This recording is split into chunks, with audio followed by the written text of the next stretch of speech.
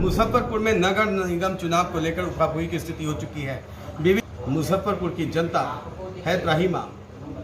कौन होगा मेयर और कौन करेगा शहर की गंदगियों से, कूड़े से, जल जमाव से, अतिक्रमण से, जाम से निजात, इसी सवालों के साथ आइए हम बात करते हैं राकेश कुमार साहू जी से। सीधी बात मौजूद है राकेश कुमार, आइए हम बात करते हैं शहर के विभिन्न मुद्दों पर कैसे होगा उनका निदान, क्या सोच कर आए हैं चुनावी मैदान में और कैसे करेंगे निदान। आज सबसे सर्वप्रथम राज्य सरकार को मैं बधाई देना चाहता हूं कि जिस तरीके का यहाँ पर मेयर बनाओ मेयर हटाओ अभियान जो मुजफ्फरपुर में चल रहा था उसे उन्होंने ख़त्म किया है और डायरेक्ट जनता मेयर, उप मेयर और वार्ड पार्षद को चुनेगी। इसके लिए मैं उन्हें बधाई देता हूँ। जहाँ तक बात रही कार्यक्रम को लेकर, नगर निगम में एक रिफॉर्मेशन को लेकर, नगर निगम में जो भ्रष्टाचार है उसको लेकर, चाहे पूरे शहर में जो आज हर जगह पे नगर निगम की जो विफलता दिख रही है, चाहे वो जल जमाव हो तब, कूड़ा उठाई हो तब, चाहे टैक्स के मामले में जो लोगों को तंगो तबाह किया जा रहा है, लोगों में व्यापक आक्रोश है। और यह आक्रोश हम लोग जब 9 जून को लोगों ने सड़क पर उतरकर यह बताया कि नगर निगम जो है आज सिर्फ दोहन का एक केंद्र बन गया है, सुविधा के नाम पर यहाँ कुछ नहीं मिल रहा है और टैक्स दिन दुगुना रात चौगुना बढ़ाया जा रहा है। पिछली बार के चुनाव में आपने देखा कि जनता जल जमाव से त्रस्त थी और यहाँ के जो प्रख्यात रहे मुजफ्फरपुर के विधायक साहब मंत्री रहे नगर विकास मंत्री सुरेश शर्मा जी को अपनी कुर्सी भी गंवानी पड़ी, फिर भी शहर की व्यवस्था नादारद रही, जल जमाव से पीड़ित रहे जनता, सड़कें टूटी रही, नालियां आज भी बह रही हैं, जल जमाव का कोई व्यवस्था नहीं है, कूड़े का कोई उठाव सही ढंग से नहीं होता है। तमाम मुद्दों के साथ लगातार जनता पिसती रही है। मेयर बनाम विरोधी और विरोधी बनाम मेयर का खेल चलता रहा और एक तरफ से किंग मेकर की भी भूमिका रही। शहर पिसता गया। किसका कल्याण होगा और किसके इशारे पर हुए? इन तमाम बातों के साथ क्या है आपके पास का जवाब? क्या पिसती रहेगी जनता? आज सारा जो यहाँ का मुद्दा है और कहाँ से हो रहा है यह भी आपने इशारे में बता दिया है। हम लोग सिर्फ अपनी बात लेकर लोगों के पास जा रहे हैं। क्या जनता इस बार चुनेगी या किंग मेकर की भूमिका रहेगी? इस बार डायरेक्ट जनता चुनेगी और जिस तरीके की बातें हम लोग दिन रात जो कैंपेन कर रहे हैं और जिनका किंग मेकर नाम जो आप बोल रहे हैं, जनता के अलावा दूसरा कोई किंग मेकर नहीं है। और जनता इस बार जो इस तरीके के छलावा लोग हैं उनको मुंह तोड़ जवाब देने के लिए तैयार बैठी हुई है। और इस बार किसी भी जनता के अलावा कोई किंग मेकर नहीं होगा और ऐसा परिवर्तन मुजफ्फरपुर में दिखेगा जो पूरे बिहार को दिशा देगा। क्या आपके पास एजेंडा है जो आप बिहार को दिशा देंगे? मुजफ्फरपुर उत्तर बिहार की अघोषित राजधानी है और पटना के बाद सबसे अधिक अगर सरकार को टैक्स देने वाली कोई अगर जगह है तो वह मुजफ्फरपुर है। मुजफ्फरपुर के व्यवसायी पूरे एशिया में इतना बड़ा मार्केट मुजफ्फरपुर के जैसा कहीं नहीं है।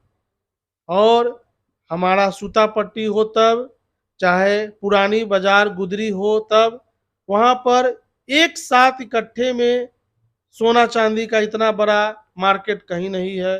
सूतापट्टी में लगभग 7,500 छोटा बड़ा दुकानदार का एक गुच्छ पूरे एशिया में कहीं नहीं है। कैसे बनेगा स्मार्ट शहर? स्मार्ट सिटी के मामले में तो बिल्कुल निगम निकम्मा निकला, जनता को छलावा हुआ, उस छलावे को कैसे करेंगे दूर?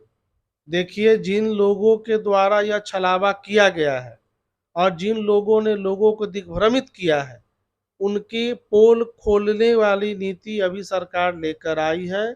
और नगर निगम का जो यह उठा पटक हो रहा था, 49 वार्ड में से खरीद फरोख्त जो चल रहा था, वो बातें मुजफ्फरपुर को शर्मिंदगी के साथ झेलना पड़ा, और इस बार वह शर्मिंदगी दूर होगी और ऐसे लोग चुनकर आएंगे जो बड़े बड़े होर्डिंग पे नहीं दिखते हैं, डायरेक्ट जनता के साथ दिखते हैं, और इस बार बड़ा परिवर्तन होगा आप लोगों के माध्यम से तो भी। क्या जनता को का मिल रहा है आपको साथ? आप जब चलेंगे हमारे साथ, जब हमारा 22 तारीख का नॉमिनेशन होगा, तो आपको साक्षात लगेगा कि पूरा मुजफ्फरपुर एकजुट हो चुका हुआ है। और जिस तरीके की तानाशाही रवैया चला था बीच में ट्रेड लाइसेंस, यूजर चार्ज, पानी चार्ज को लेकर, और हम लोगों ने व्यापक तरीके से जन जागरूकता किया था, लोगों को बताया था कि आज ट्रेड लाइसेंस सिर्फ मुजफ्फरपुर और भागलपुर में लगाया गया है, और नगर निगम की अस्थाई कमेटी इसको जब पास की थी, उसे जैसे ही अस्थाई कमेटी अभी चुनने के बाद बनेगी, तो पहला काम होगा कि ट्रेड लाइसेंस को मैं निःशुल्क करूंगा।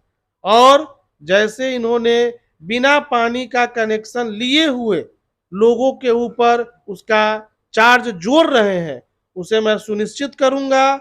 जब तक वार्ड पार्षद के द्वारा सुनिश्चित नहीं होगा कि पानी का कनेक्शन घर घर में लग चुका है, तब तक वहां पर पानी का चार्ज नहीं लिया जाएगा।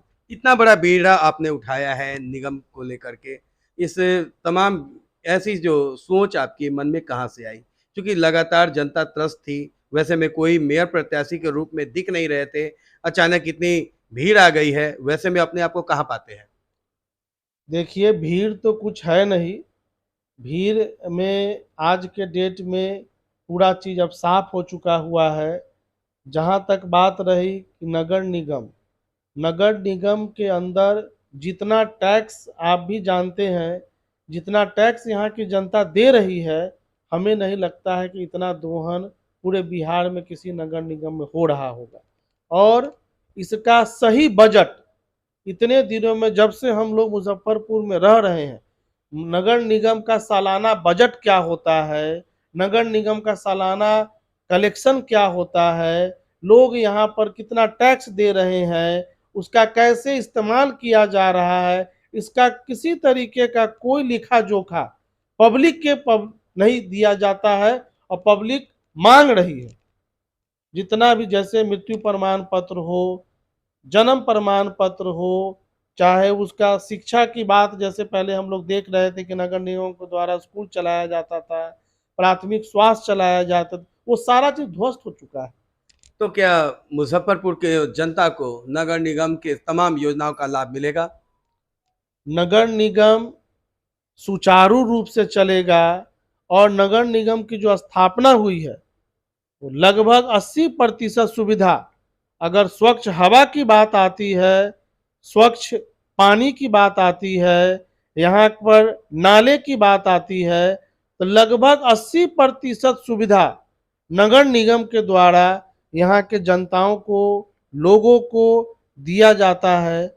और इसमें स्पष्ट है कि यदि यह ठीक हो जाए, तो हमें लगता है ऐसे ही हमारा सिटी जो है स्मार्ट सिटी के श्रेणी में आ जाएगा। अब मेरा एक नारा है, स्मार्ट सिटी के साथ ग्रीन स्मार्ट सिटी।